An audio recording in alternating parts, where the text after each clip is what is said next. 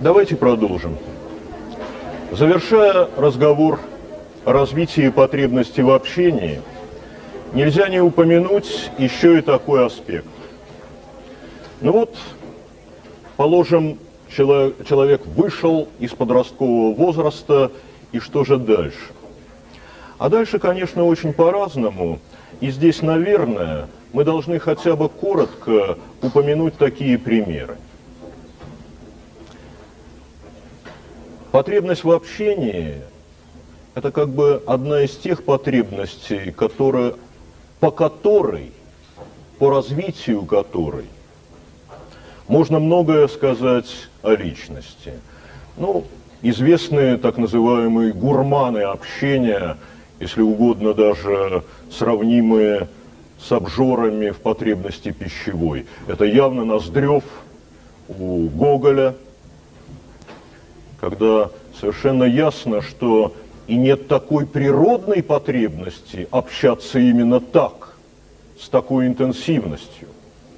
И нет никаких социальных нормативов.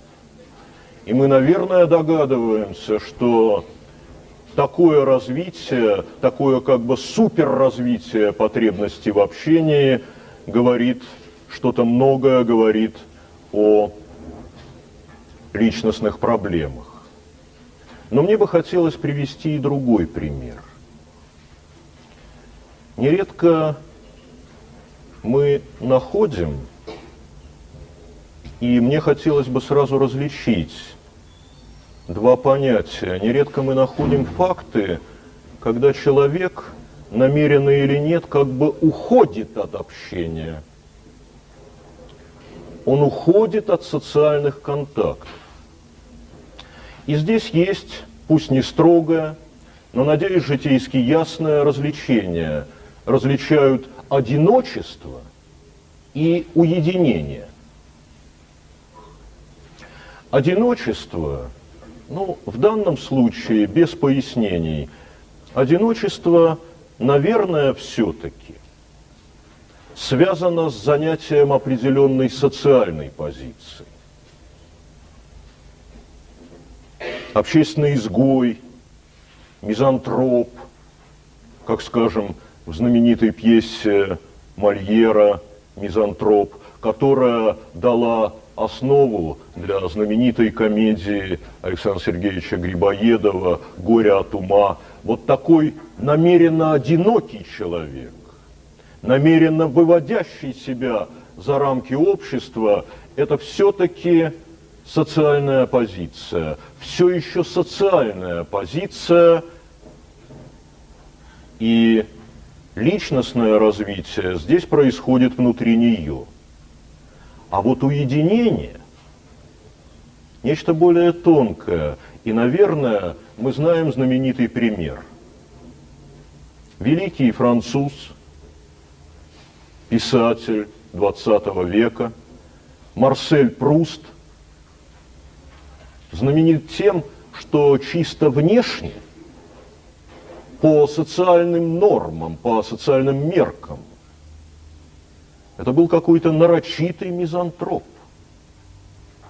Все дни он проводил в заперти и появлялся из дому только ночью.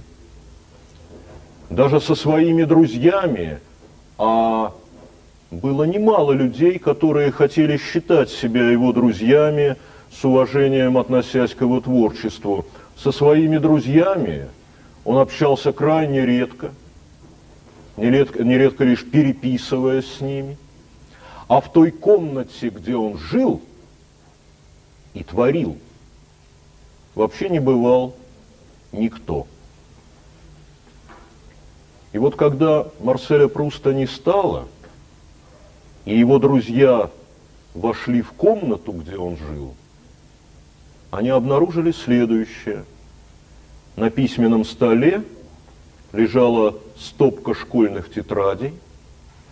Марсель Пруст скончался после того, как поставил последнюю точку в своем многотомном романе.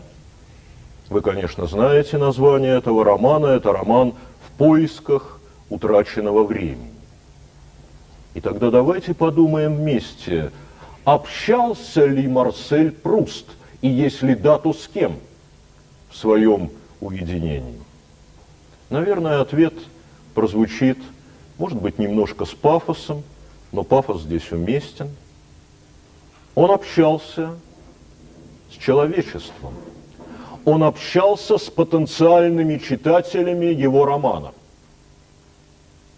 И надо сказать, как это часто бывало, современники далеко не все поняли роман Пруста. А мы с вами, люди конца века, понимаем этот текст все лучше и лучше. Поэтому в каком-то смысле можно сказать, что Марсель Пруст общался и с нами, общался через создаваемый им текст, создаваемый им роман и шире создаваемый им культурный предмет. Личностное общение – это диалог с помощью культурных предметов. И не обязательно, уже не обязательно быть в социальном контакте,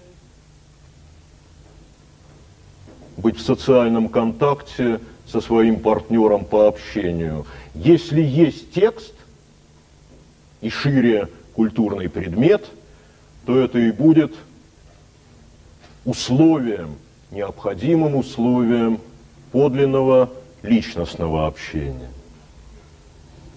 Ну и в конце этого вопроса, конечно, удобно вспомнить когда-то упомянутого нами Робинзона Круза и еще раз пояснить.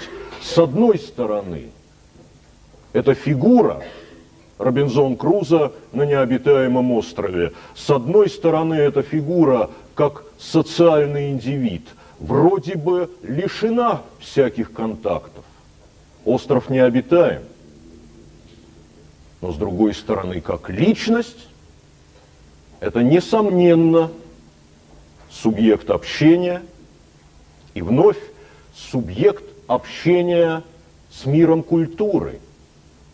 Ведь вспомним, почему этот маленький герой выжил на необитаемом острове, а именно потому, что он активно общался, активно работал с культурными предметами. Он воссоздавал культуру, он как бы находил новые способы применения тем орудиям труда, тем культурным предметам, которые сумел спасти и благодаря которым выжил. Он воссоздавал культуру и тем самым развивался как личность.